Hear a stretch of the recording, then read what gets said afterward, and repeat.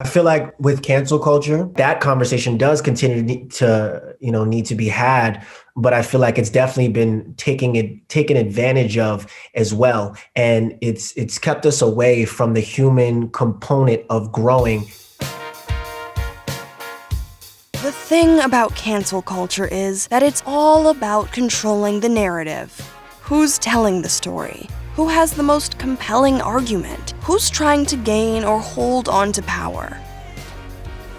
And in that moment, I was done with letting other people control mine. One of my biggest pet peeves, honestly, is cancel culture. It holds a person's entire life to their one bad mistake. And I'm not discounting, because there are some people whose bad mistake it is the definition of who they are.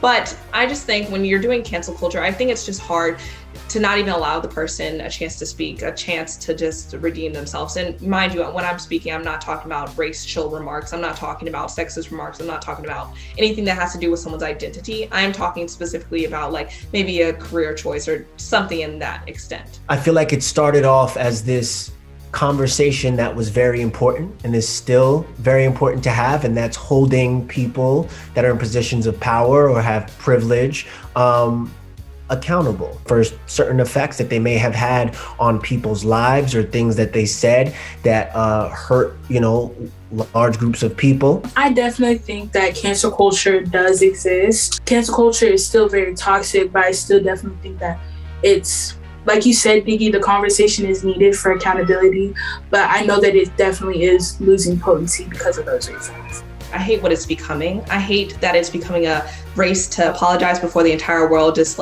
drops you off the face of the planet. I kind of want to clarify that. I hate cancel culture that it's just making everything so insincere and forcing companies to just say, yeah, Black Lives Matter on a sign, but in reality, they still don't have any type of diversity. I wish we would go back to a cancel culture that was more so raising the conversation, and it was sincere, and it was for a reason, and it still probed conversation. It's ruining the conversation. You know what I'm saying? The real ones that need to be had. Because it's like Boy Who Cried Wolf. It's like, when is it really, real? When do we really need to have our eyebrows raised toward whoever this is that has done something? Does it still have the potential to be something that that is good? I still think it does, because that's what it started out as.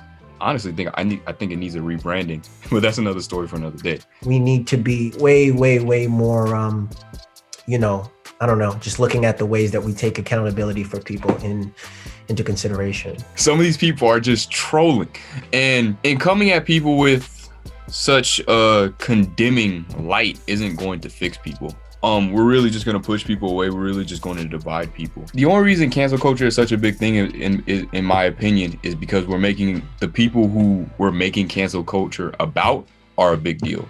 Because we've honestly made some of the same mistakes in our lives. I really think cancel culture has unfairly treated celebrities with this unproportionately in a way that as a society, we don't hold ourselves accountable. Now companies and people are worried about being in the hot seat rather than understanding what the hot seat actually is.